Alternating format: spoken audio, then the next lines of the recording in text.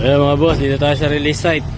Ang nakalagay sa Santo Tomas, pero actually ayan lang yung tulay, San Simon yung kabila. So San Simon pa rin actually to.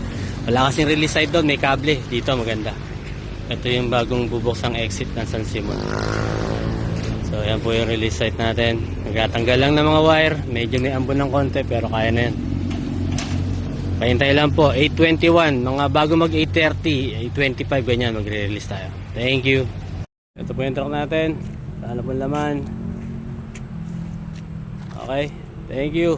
Thursday po, San Fernando tayo. Tapos Angeles tayo Sabado. Sabay na po tayo sa BBCM nun. Okay, thank you po. Kita-kita po tayo ulit. Salamat po. 8:30 San Simon, BBC Rizal. Ayan po, maganda po yung release area natin dito.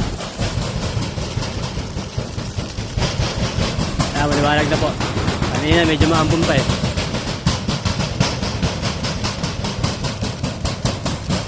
8:30 AM po release natin. 8:30 AM BBC Rizal, San Simon.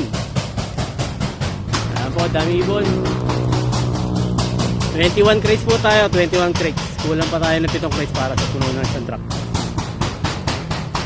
Ayan po mga ibon nyo.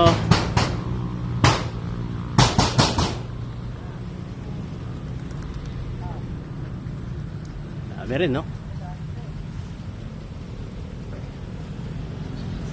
Webis po, San Fernando tayo. San Fernando, kita-kita po tayo ulit.